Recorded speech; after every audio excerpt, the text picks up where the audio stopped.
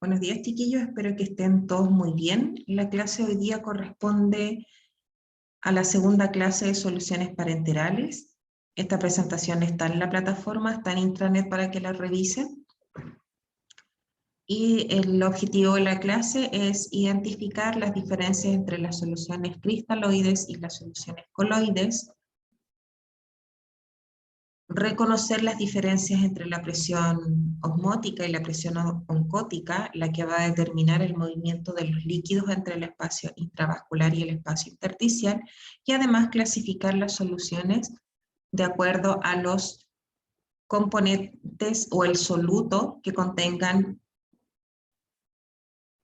estos sueros.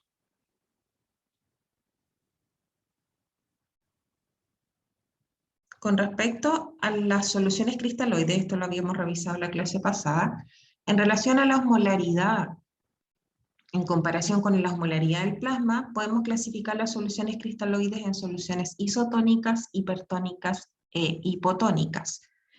En las soluciones cristaloides, denominadas isotónicas en relación a la osmolaridad del plasma, iso recuerden que significa lo mismo, por tanto tienen la misma osmolaridad que el plasma sanguíneo, y entre estas soluciones podemos encontrar la solución fisiológica. La cantidad de soluto es la misma que la que contiene el plasma, independiente del compuesto del que estemos hablando, que puede ser potasio, cloro, sodio, cualquier otro electrolito, incluyendo la glucosa. Por tanto, no va a haber un movimiento de líquidos entre el plasma y el espacio intersticial, ya que contienen la misma cantidad de solutos. En el caso de las soluciones hipertónicas, como ustedes pueden ver en la columna de la izquierda, en relación a la columna de la derecha, que es el plasma, la cantidad de soluto va a ser mayor que la cantidad que contiene el plasma. Ya eso denominamos soluciones hipertónicas. Ejemplo de estas soluciones, las soluciones glucosadas al 10 y al 30%. En relación a las soluciones cristaloides hipotónicas, es decir, que tienen una osmolaridad menor que el plasma, como ustedes observan ahí en la imagen, está graficada la cantidad de soluto en la solución versus la cantidad de soluto en el plasma. Ejemplo de estas soluciones son las soluciones salinas al 0,45%, que es la mitad de concentrada que una solución fisiológica. A continuación vamos a revisar un video para que les quede más claro el tema de la presión osmótica, que está determinada por las soluciones cristaloides, y a modo de introducción también para revisar con posterioridad las soluciones oncóticas o las soluciones coloides.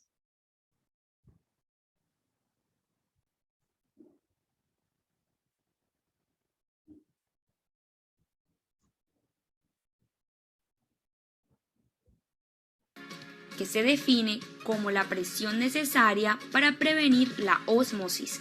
¿Y qué es la ósmosis? Imagina dos soluciones separadas por una membrana semipermeable, es decir, una membrana o barrera que contiene agujeros, parecida a un filtro, y que permite el flujo de disolvente pero no de soluto. Por ejemplo, en una mezcla de agua azucarada, una membrana semipermeable es aquella que deja pasar las moléculas de agua, que son más pequeñas, pero no las de azúcar, que son más grandes. Ahora bien, la ósmosis es el proceso donde un disolvente, en este caso el agua, tiende a moverse de una región de baja concentración de soluto, en este caso azúcar, a una región de alta concentración de soluto a través de dicha membrana semipermeable. Cuando dos soluciones que tienen diferentes concentraciones de soluto se dividen por una membrana semipermeable, el disolvente en el lado de baja concentración tiende a moverse hacia el lado de alta concentración.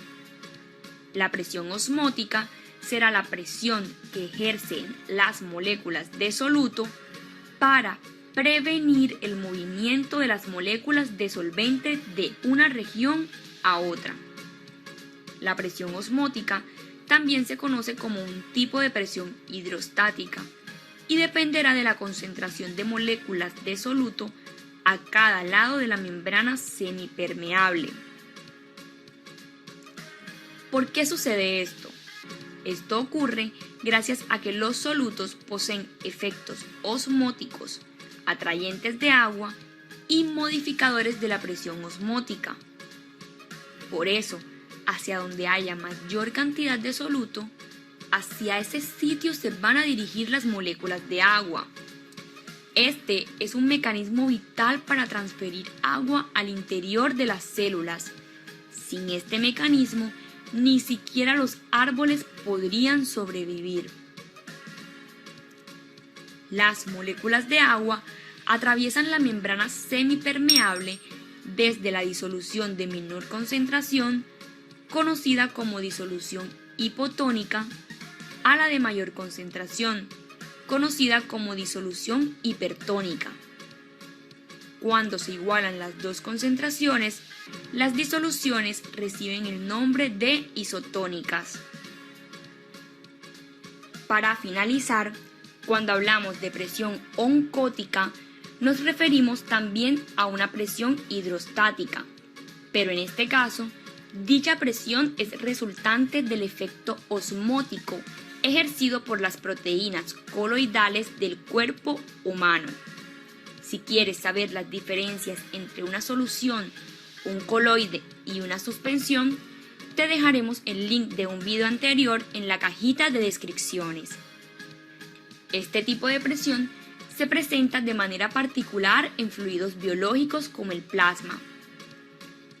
En el plasma sanguíneo, la presión oncótica es ejercida principalmente por proteínas y complejos proteicos, sobre todo albúmina, y es una fuerza que tiende a empujar agua hacia el interior de los vasos sanguíneos o previene su salida, en oposición a la presión hidrostática, que empuja el agua y también los solutos hacia el exterior.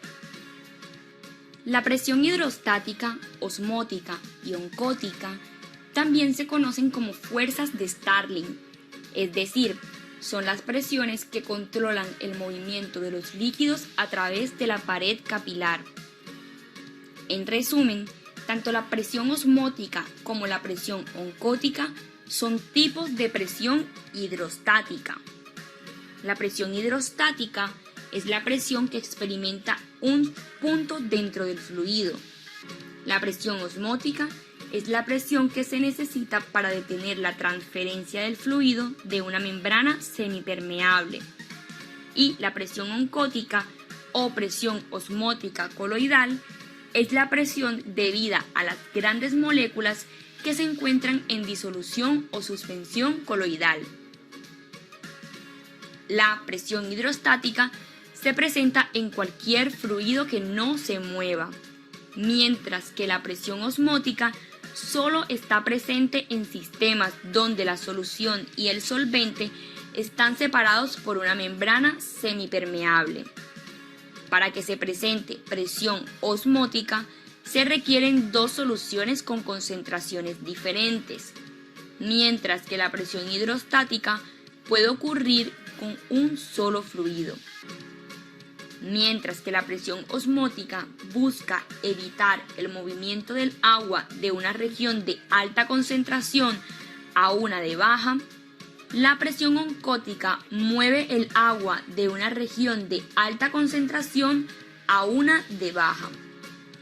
La presión osmótica es ejercida por moléculas de bajo peso molecular, mientras que la presión oncótica es ejercida por moléculas de gran peso molecular. Y hasta aquí este video. Si les gustó, no olviden darle me gusta y suscribirse.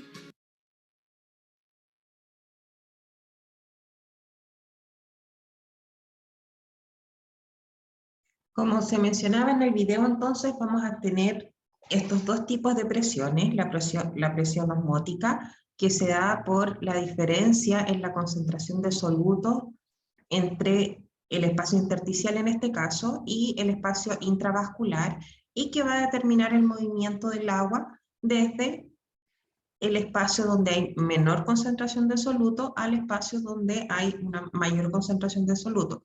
Porque es importante reconocer esta diferencia, porque en el caso, por ejemplo, de los pacientes que tienen edema, no estaría indicada la administración de soluciones hipotónicas, ya que esto va a aumentar el edema, es decir, el líquido acumulado en el espacio intersticial, porque este líquido se va a mover desde el espacio intravascular hacia el espacio extracelular o intersticial. Por tanto, en esos pacientes no estarían indicadas las soluciones hipotónicas, por ejemplo, como las soluciones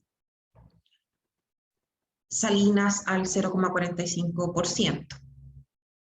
En el caso de los coloides tienden a mantener el volumen o el líquido dentro del espacio intravascular, ya que las grandes moléculas, en este caso las soluciones coloidales, que pueden ser albúmina, almidones o gelatinas, van a mantener el líquido dentro del espacio intravascular, por lo que también se conocen como expansores del plasma, lo que sí deben ser administrados con precaución en pacientes cardiópatas y en pacientes renales, ya que aumentan de manera importante el líquido intravascular con volúmenes muy pequeños en relación a los cristaloides.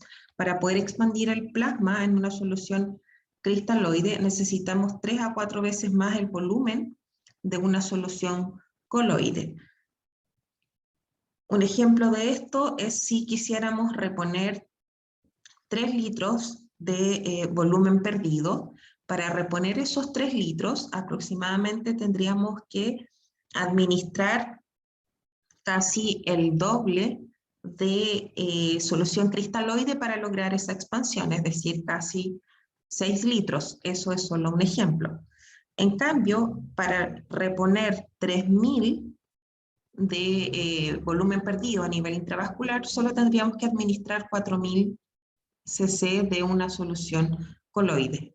O sea, a menor volumen, la capacidad de expandir el plasma va a ser mayor, ya que las moléculas coloides de la solución van a lograr mantener este líquido dentro del espacio intravascular, por lo que podrían utilizarse en pacientes con edema.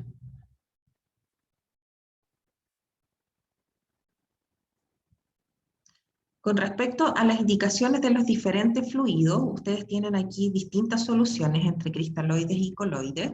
Las soluciones hiposalinas o glucosalinas isotónicas se pueden utilizar en hipernatremia grave, ya que tienen una baja concentración de sodio, y se pueden además utilizar en fluidoterapia de mantenimiento, ya que contiene glucosa y sodio, por lo que, además del volumen, le estaría aportando al paciente cloruro de sodio en bajas concentraciones y además calorías a través de la administración de glucosa. Se utiliza mucho en los pacientes que no pueden ingerir alimentos por boca o en los pacientes preoperatorios que están en ayuna. Con respecto al suero fisiológico, ya sabemos que tiene una misma molaridad que el plasma sanguíneo, por tanto se puede utilizar para reponer volumen en caso de depresión acuosa, en caso de pérdidas activas de volumen, en caso de que se pierda líquido intra o extracelular, se puede utilizar además en choque hipovolémico, hemorrágico o séptico, ¿ya? Y además se puede utilizar para disolver o reconstituir medicamentos para administración endovenosa. Al ser una solución isotónica, una solución isotónica, no existe el riesgo de flebitis asociado a la osmolaridad de la solución. En relación a la glucosa al 5, se puede utilizar en deshidrataciones hipertónicas para mantenimiento de la vía, es decir, para que la vía venosa o el acceso venoso se mantenga permeable, salvo en pacientes diabéticos, y para aporte de energía en pacientes que no están recibiendo alimentos por boca. Como ya les había mencionado, las soluciones hipotónicas permiten la salida de volumen desde el intravascular al espacio intersticial, por tanto aumentarían el edema.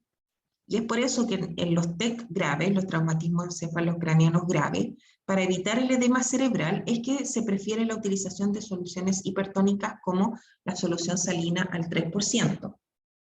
Se puede utilizar además la solución hipertónica para tratar la hiponatremia grave, con hiperpotasemia grave y en el shock hemorrágico.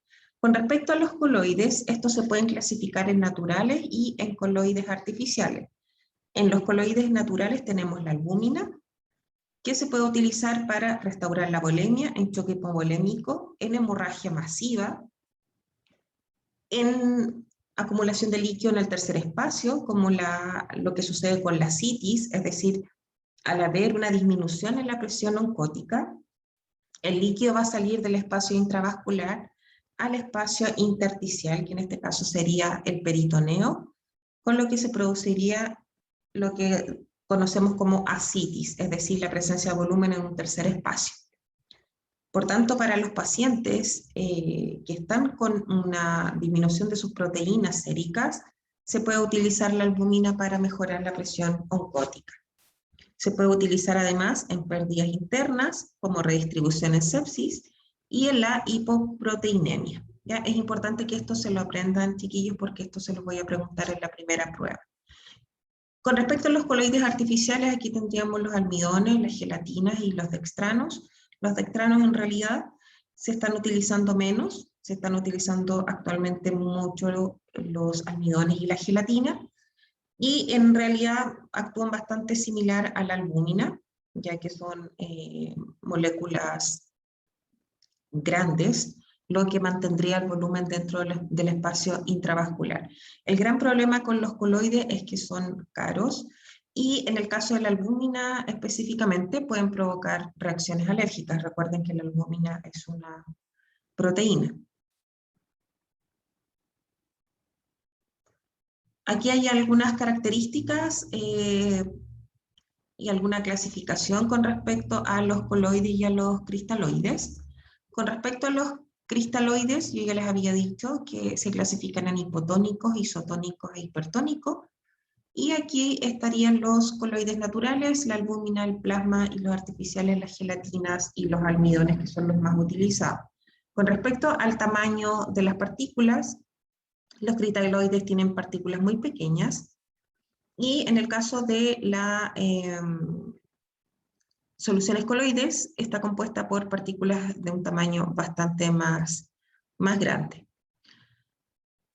Con respecto a la toxicidad, en particular en los pacientes con insuficiencia renal, los cristaloides pueden ser usados de manera segura, no así las proteínas y otros tipos de coloides, que pueden expandir el plasma de manera importante, con eso provocar una sobrecarga hídrica y empeorar la situación o la condición de un paciente renal.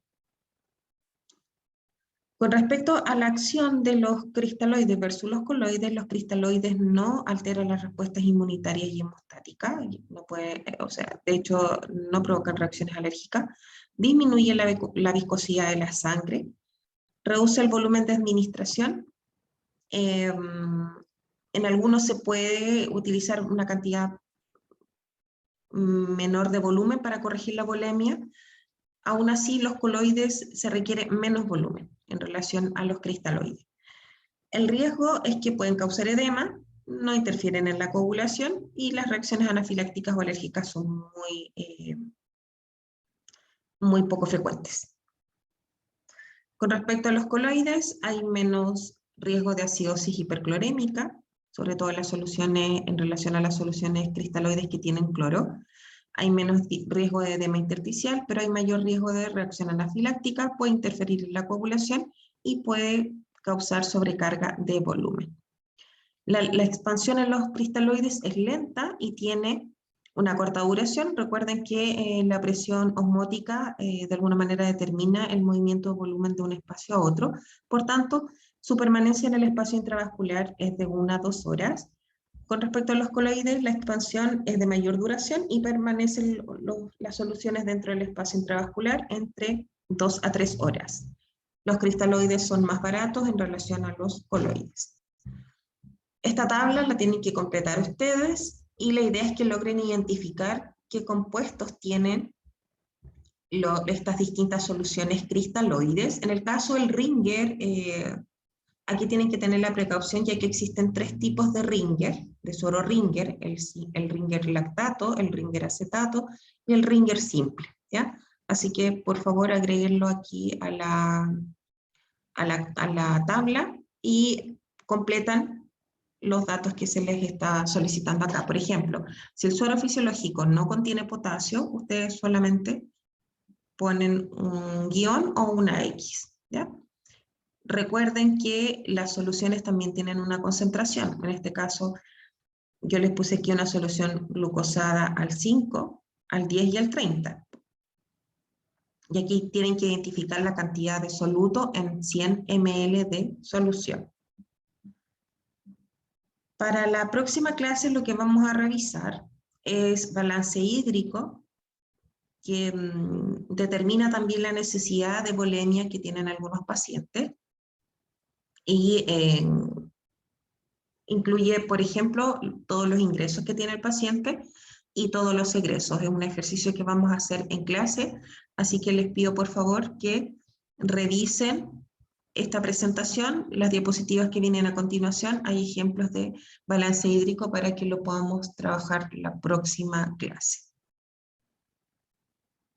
Entonces, en resumen, las soluciones cristaloides se pueden clasificar en soluciones isotónicas, hipertónicas o hipotónicas.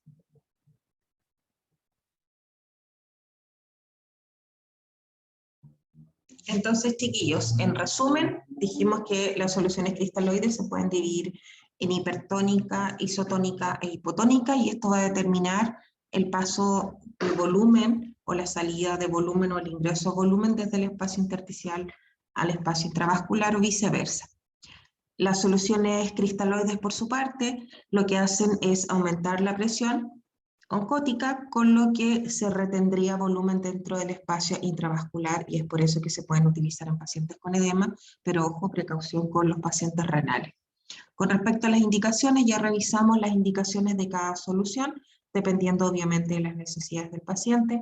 Hay que revisar la hidratación del paciente para ver el volumen que necesita, y con eso además revisamos los electrolitos para determinar qué tipo de solución está necesitando el paciente. La clasificación de los cristaloides en función de sus componentes, estas pueden ser soluciones salinas, ya sea hipotónicas, hipertónicas o isotónicas, soluciones glucosadas principalmente, la solución glucosalina y las soluciones Ringer. Recuerden que hay 3 tipos de Ringer: Ringer simple, Ringer lactato y Ringer acetato, y se diferencian principalmente en sus componentes. Con respecto a los coloides, o también llamados expansores del plasma, estos se clasifican en naturales y artificiales.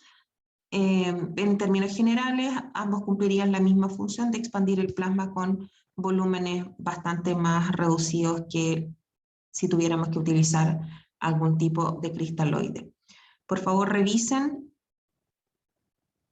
y completen la tabla que les dejé ahí. Revisen la presentación de balance hídrico que viene a continuación, que es lo que vamos a trabajar la próxima semana. Aquí están las indicaciones del balance hídrico. Esta es una actividad de enfermería que se realiza de manera autónoma, por tanto no requiere la indicación del paciente.